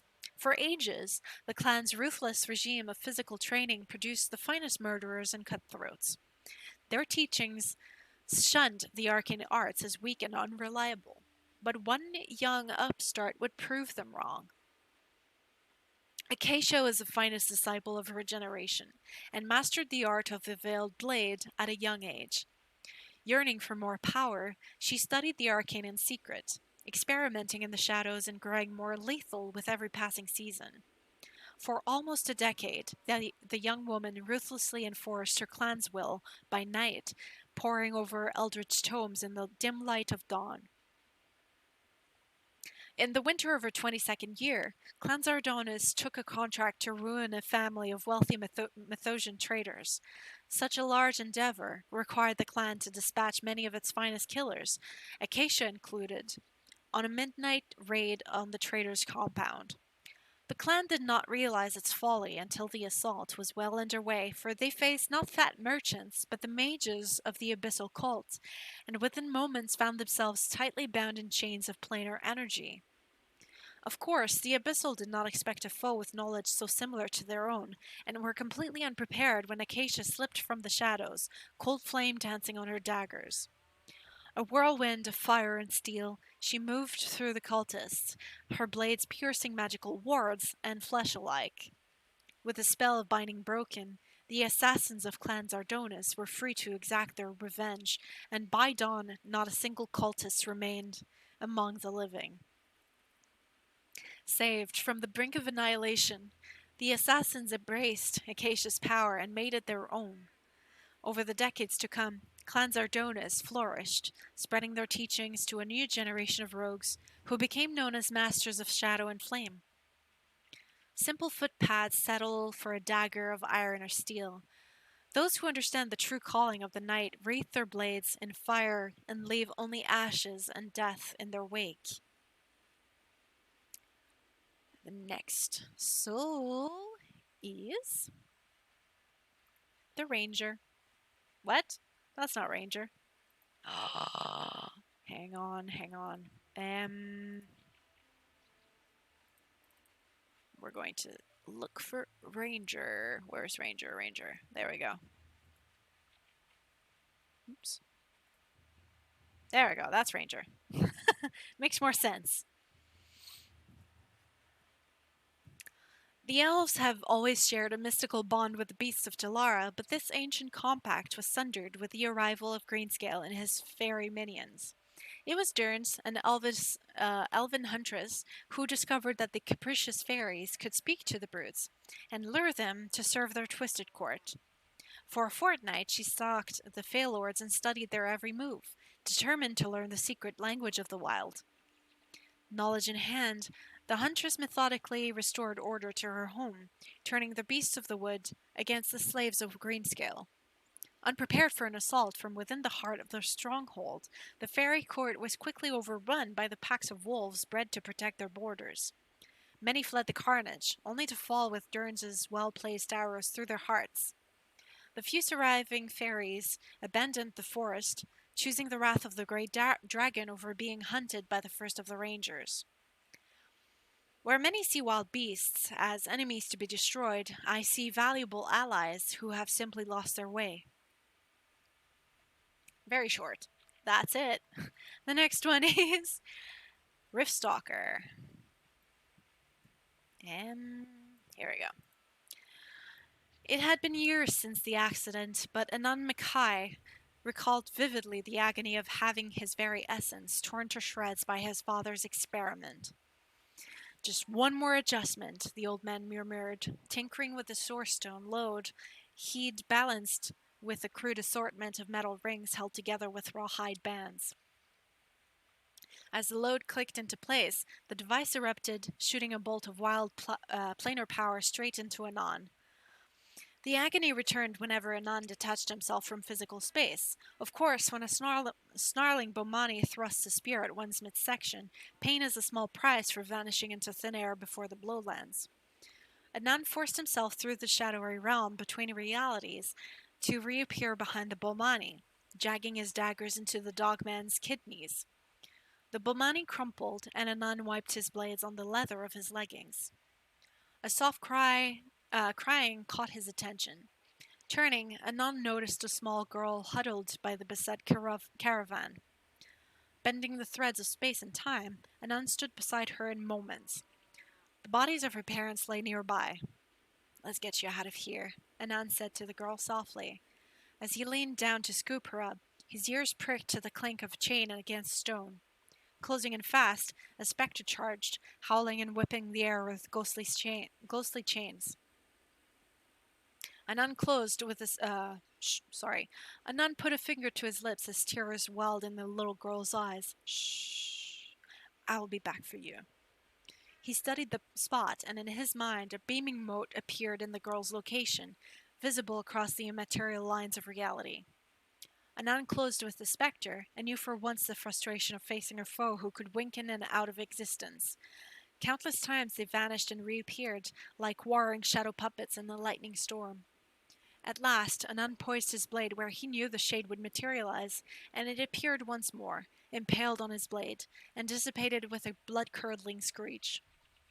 A second scream drowned out the specters, and Anon whirled to see a Bomani poised to skewer the terrified girl. He honed his mind in on the mote he had laid near the child, and in a flash he was back beside her, burying his dagger into the heart of the beast. The girl in his arms, Anon walked from the ruins of the caravan towards the small cluster of survivors. Transporting his mind to another time, Anon saw his father cradling his own body tenderly, muttering apologies and weeping after smashing the device, his life's work, to spare his son from complete disintegration. For all the agony, his father's experiment allowed Anon to spare others from pain, a gift he shared with the next generation of Rift Stalkers. I walk in the space between here and there, and slip through seams in reality to deliver a most timely death upon my enemies. The next soul is the Saboteur. Whoa, that was big. The Saboteur. The Golden Desert hold of Lathis had but a single weakness, the Western Gate. The gate faced a canyon, spelling certain doom for any army foolish enough to march from the west. Not even the smallest team could pass through the canyon unnoticed, so destroying the gate had to be a one-man job. Or in this case, one woman, thought the balmy saboteur Kushi Tolui, as she fixed charges to the gate's support pillars. Wiping sweat and dust from her brow, she crept towards the central brace. "You!" she whirled out the cry. A trio of sentries stood behind her, desert sun flashing on their spear points. It would be wise to surrender. Wise, maybe, but no fun at all. Kushi grinned and threw a small canister towards them, which ruptured into a cloud of choking gas. Littering her path with caltrops, she made a break for the brace. Reaching the center of the gate, Kushi set about constructing a bomb, hands moving faster than the eye could see. The sentries were not far behind. One of them triggered a mine she had set, the explosion knocking him clear off the gate, but the other two were undeterred. She sighed. "You just don't know when to quit, do you?" As the first of them closed to melee, Kushi surprised him by reaching out and sticking a small object to his chest. He peered at her in confusion before clubbing her with the butt of his spear. The second sentry joined in, and they wore her down with brutal blows. Bloody and battered, Kushi finally collapsed. One of them snorted at her and asked, "Is that all?" A smile spread across her cracked lips as she winked at them. It was then they noticed the dozens of small metal objects sticking to their persons.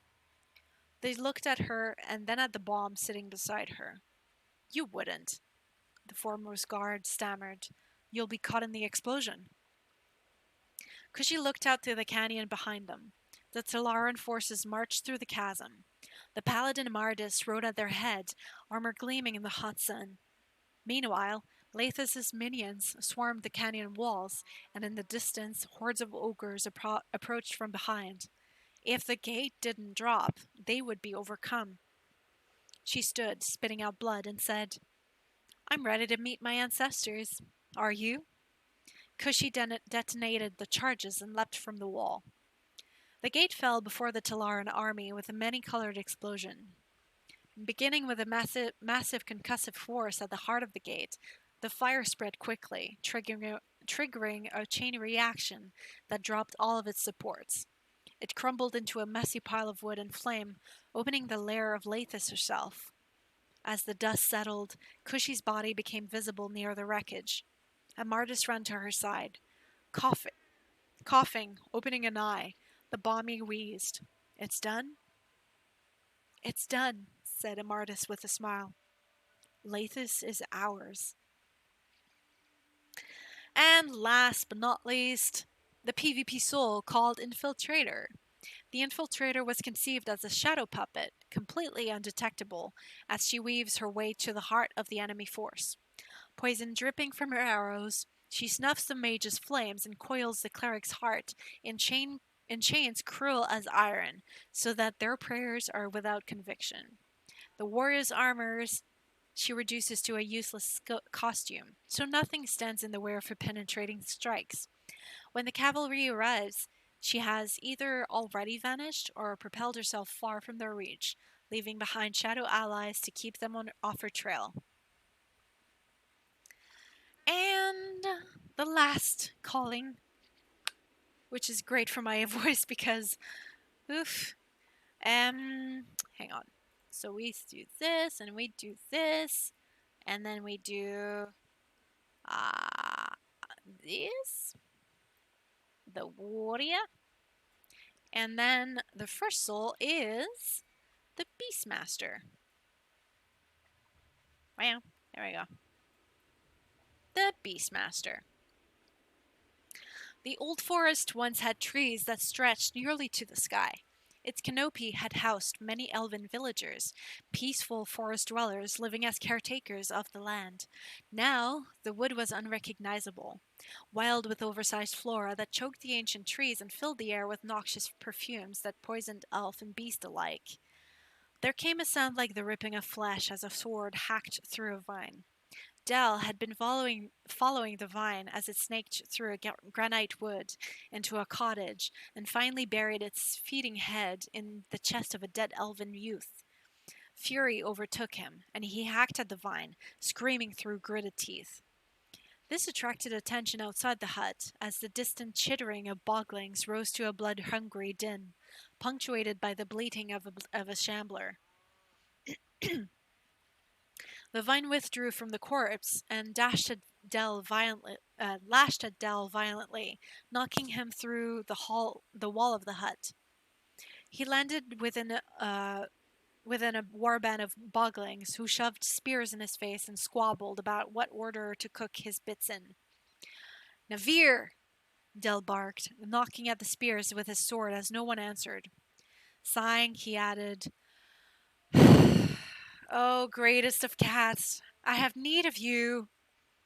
A hunting cat sprang down from the trees overhead and straight into the group of boglings, batting them about with razor claws. Dell leapt into battle beside Navir, emboldened by her presence. Elf and cat fought side by side, and soon nothing was left of the boglings but scattered entrails. Dell had all but forgotten about the shambler until one of its enormous arms cut through the air. Only by drawing on Navir's reflexes did he lunge away in time. He did not, however, successfully dodge the creature's enormous tongue, which struck him with a slap that nearly scrambled his brains. As he blinked away darkness, the shambler struck Navir with a headbutt and sent her flying to strike a tree with a heavy thud.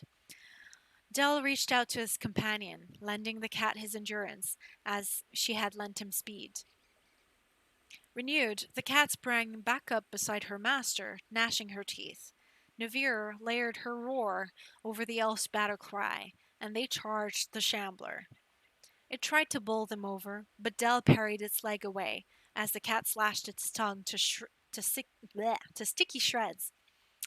Del sunk his sword into the creature's throat. Navir mauled it viciously, and at last the shambler gave a great bellowing cry and collapsed into the muck. The hunting cat leapt atop its back in victory and began bathing herself. Bathing on a corpse. I'll never understand cats, said Del, though in truth they understood one another very well. He gestured toward the cottage. One last thing to clean up, Navir. They left nothing of the vine but pulp tatters, and before they set off, Del knelt down and closed the dead young elf's eyes. Oh, Brawl, I wish I'd gotten here sooner, he whispered. I promise, little brother, I will end this pollution. Swearing an oath before Tavril, Del rose and looked to Navir, stretched languidly in the sun like a spoiled tabby. Come, my friend. It's time we hunt Greenscale himself. She yowled in appreciation, and the pair took to the green dragon's trail. Face me, and you face more than a warrior and his companion. Ours is a bond forged of spirit and sinew. It will not break, but you might. Um, I actually thought of this while I was while I was telling the story. Interestingly, now Beastmaster is a support soul, but at least for a period during vanilla, it was a DPS soul. So many warriors, and it was actually like one of the best DPS souls, especially during the Greenscale's Blight raiding days.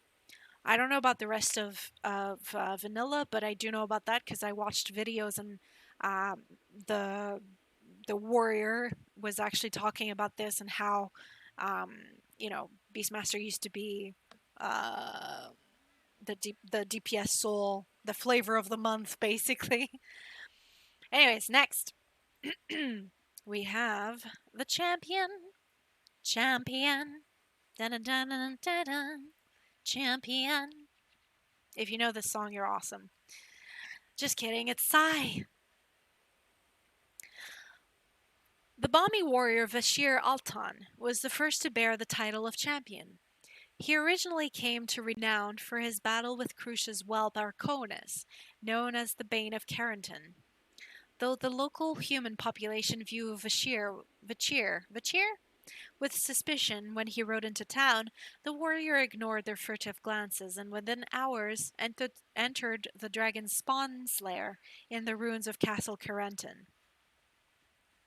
He bull-rushed the worm with reckless abandon, and the two fought an epic battle across the once great stronghold.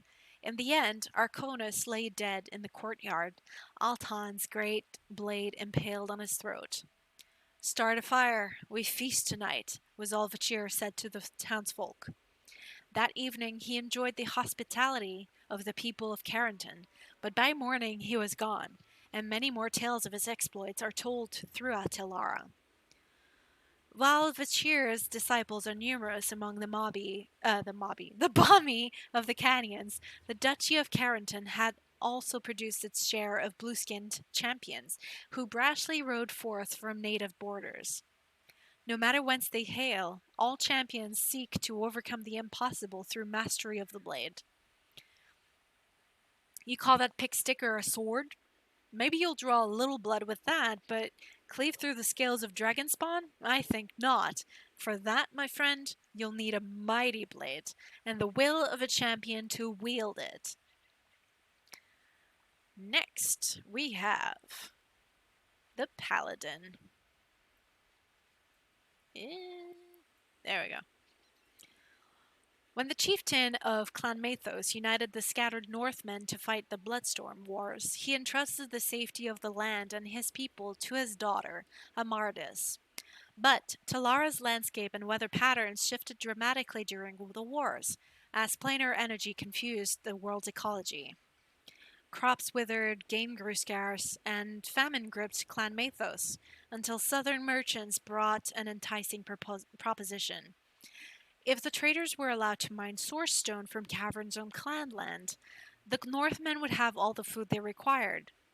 Weak to the well-fed merchants' temptations, the people cried out for Amardis to accept the offer. But the young leader felt ill at ease about the bargain, so she entered the caves to commune with Thedior. She finished praying and opened her eyes, and before her lay her father's shield, newly affixed with a pulsing piece of source stone. A voice spoke to Amardis. "Take it, daughter, and reveal the truth." The next morning, as people gathered around the strangers' carts, Amardis came forward, girded for battle.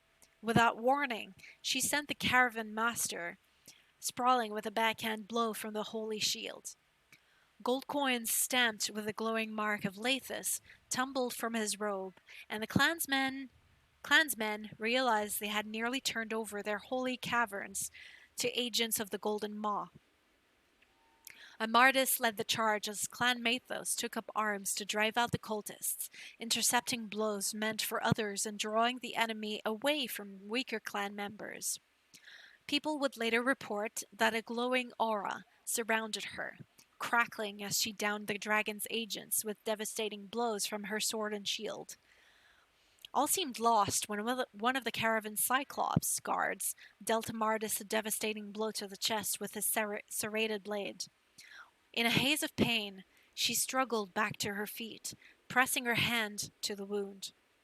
Golden light seeped from her hand and closed the gash, and this miracle caught the Cyclops off guard. Amardis cleft his hideous head from his shoulder, breaking the Golden Maw offensive in a single stroke. The Mathosians drove the remaining cultists into the mountains. Though they claimed the food and other goods from their caravans, Amardis insisted they melt down the gold to forge an altar to Thedior. This monument would one day stand in the heart of Caer Mathos, the home of many Mathosian paladins for centuries to come. Though all the world falls under evil's sway and demands you bow before wickedness, stand fast, an immovable beacon, and demand that the world bow instead to virtue. The next soul we have is the Paragon. Let me have a drink before I start. It's almost done. It's almost done. My poor voice. One day, along their journey to confront the first incarnation of Regulus, a party of heroes realized they were being followed. So, the Riftstalker, Anan, hung back to ambush their pursuers. Anan found an old balmy man sitting before a fire. "Sit. Have a bite," said the elderly fellow, peering straight at Anan under the shadow of an exceptionally large hat. He turned to spit on which was skewered an alarmed-looking rodent. "You should know, however, that the forces of Regulus will be arriving in just a few moments." No sooner did he say so than a cadre of skeletons spilled over the hill. Anan whipped out his daggers, ready to confront the first wave before they could harm the old fellow. In a flash, the Bami was on his feet, a long, slender blade in each fist. "Strike like iron," he bellowed, and did. He made bone mulch of the oncoming horde with a dizzying onslaught of attacks. As the second wave crested the hill, he swung his swords in an arc. A wave of energy flew from his blades, shattering bones and spilling marrow on the grass. Before more could come, he danced back to turn his spit. Anan could not help but admire the old swordsman's disciplined, fluid movements. One blade struck while the other repelled, flowing between well-practiced forms. When a foe managed to knock one sword from his grip, the Bami used the spit from the fire to defend himself. Just as the skeletons had been laid to rest, an enormous flesh golem appeared on the hilltop, casting a monstrous shadow in the bloody light of dusk. It lumbered straight for the swordsman, who crossed his hands over his chest and shouted, "Way of the mountain!" The aberration's charge hit the old man with an anticlimactic thud, as if rushing against a solid pillar of earth. It stumbled back, yet the bomb remained completely unmoved. Before it could recover, Anun joined the swordsman in a dual attack, and the battle ended quickly. Before the dust could settle, the man sat back at his fire. "Great warrior," said the Riftstalker, "I am Anun. My fellows and I journey to rid the world of Regulus. Would you join us?" The old man took a bite of rodent, and with a twinkle in his eye, he said, "I am the one Odego, and I will join your cause gladly. But first, I will eat." And so the father of the Way of the Paragon joined the crusade to end Regulus. Hone your mind, hone your blades, let nothing stand in your path to victory. This is the way to the power of the Paragon.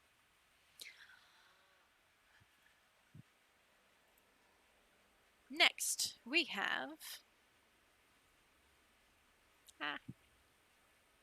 the Reaver. Originally Reaver was a tanking soul, so this makes that context. So the context of the story is that it's a tanking soul. Okay, Reaver is a DPS soul since Nightmare Tide. In the final battle of the Mythosian Civil War, the power of the Plane of Death was unleashed on Telara, causing a disaster that became known as the Shade. Many of those on the battlefield were suddenly overcome by madness, savagely and inexplicably turning on their own. A few warriors learned to control the madness and returned to a land decimated and blighted by death. These men became known as the Reavers, who are both scarred and transformed by the horror they experienced that day. Universally despised and feared, the Reavers rampaged across Telara, destroying communities, toppling kingdoms, and leaving a wide swath of destruction and death in their wake. Drawing on the very energies of the Plane of Death and embracing the resulting madness, these warriors became masters of a terrifying and brutal fighting style. Although the original Reavers have long since passed from the world of Telara, their combat skill and training lives on. Only the bravest and strongest of souls are allowed to attempt the Reaver training, as the Plane of Death's power is not easily mastered, nor resisted for long. Insanity is a constant risk, and it is also not uncommon to see a cruel smile or bloodlust in the eyes of a Reaver vanquishing an enemy. On the battlefield, Reavers are the most brutal of warriors, unleashing such fury as to terrify their allies almost as much as their enemies. The next soul is... Where is it? I didn't... I need to add it. Hang on.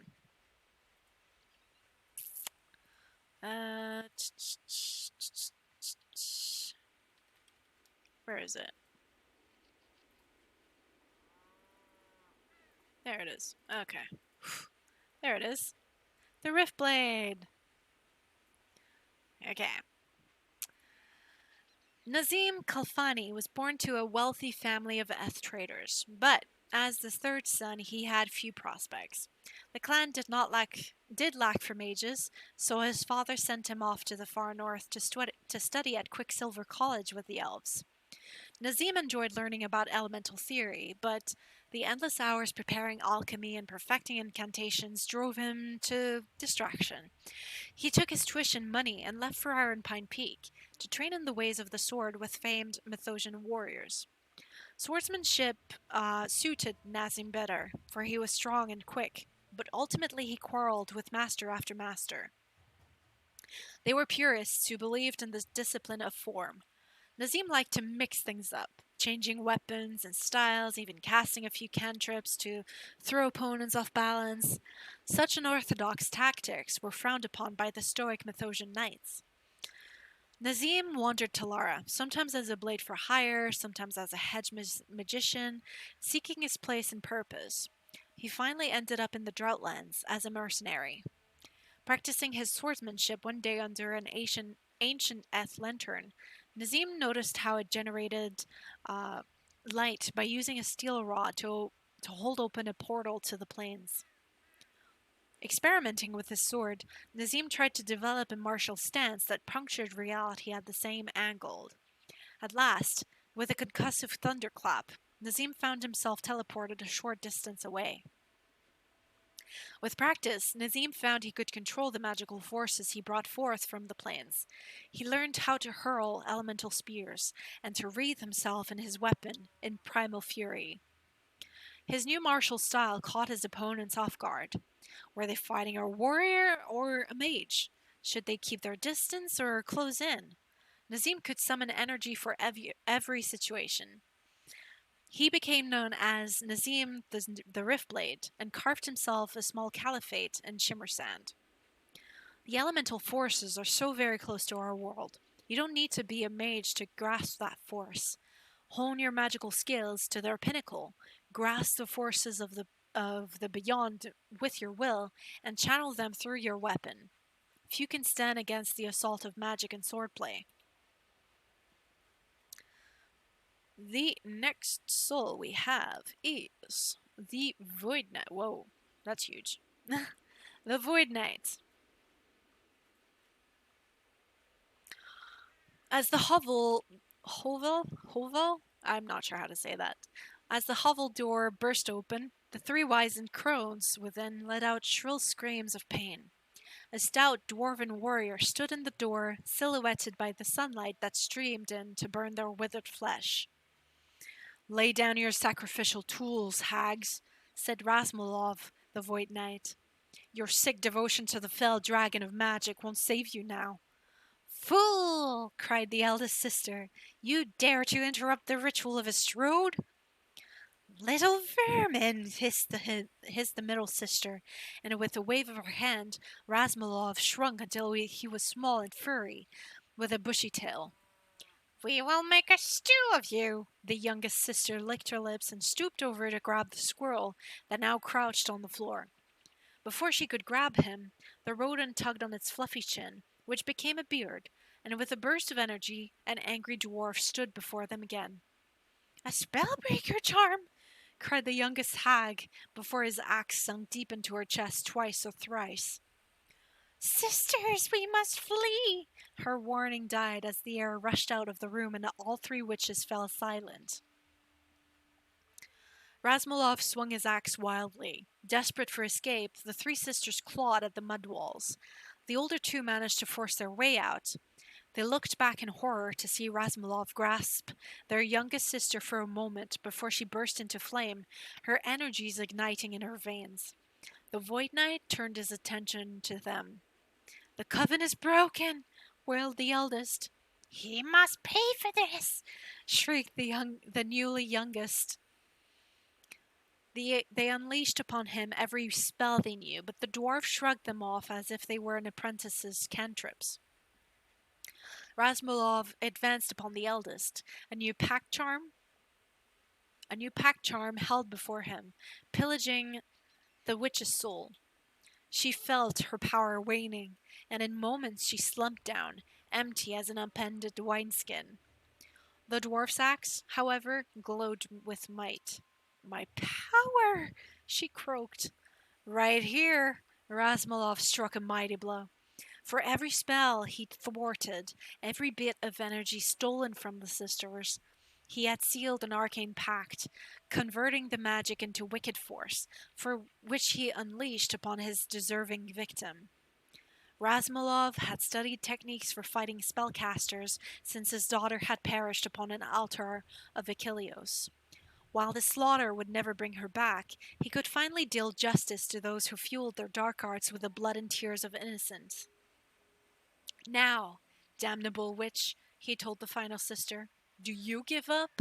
or must I do this the hard way? She did what any powerless sorceress would do when facing a raging warrior. She ran. Razmalov was ready with another charm. He yanked her back to him, dragging her bodily through the plains. His axe cleft deep, disrupting her spells, leeching her very power with every blow before discharging it upon her. With her dying breath, she rattled a mighty curse upon him, which rolled off his shoulders with a fizzling, sizzling sound. Razmalov wiped his axe off on her robe. Bloody witches, he muttered, stalking out of the hut. Almost last, the Warlord. There we go. Numbered among the greatest generals in Telara's history is Berthe, daughter of the Shalistier leader Bami, for whom all Telara's Shalistier are named. Her greatest triumph among many was breaking the Storm Legion's hold over Iron Pine Peaks. Though outnumbered 4-1, she marched a mixed force of Telarans to overtake Crucia's stronghold. When the Telarans saw the enormous horde arrayed against them, the war machines poised to spew death, and the elite Archons with their empty, compassionless faces, despair seeped into their souls. Crucia took the first few skirmishes through sheer numbers, and made an example of every captured Telaran slow death. Hope was already fragile before infiltrators from the Storm Legion began whispering of relief through surrender. Their honeyed lies quickly took root in hearts weakened by terror and fatigue. Hearing groans of resignation, Berthe rode before her army on the dawn of battle. Children of Telara, I see the fear in your eyes, cold as these icy peaks. Let your fury melt it away. Stand unbent before the forces of the Storm Queen, and laugh at them for assuming you would break. Our despair is Crucia's strength, so she wants to break us, to see us submit. But in standing against her now, we have already won. We are girded against our victory by our unbroken spirits. We stand next to each other, emboldened by hope. Hope that our children will fear no plainer whelp, and will only know of the bloodstorm as proof their ancestors were strong. She paused to pass her gaze over the assembled throng, watching backs straighten and eyes harden. In a not-so-distant place, my father led the Shalistier to drive Crucia back. Today, I bid you do the same. Hold fast to this world, rip Telara from Crucia's claws, and break her fingers so she cannot grasp at us again. Ride, my brothers.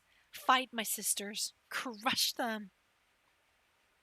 The Telarans roared their triumph, driven forth with the fury of lions.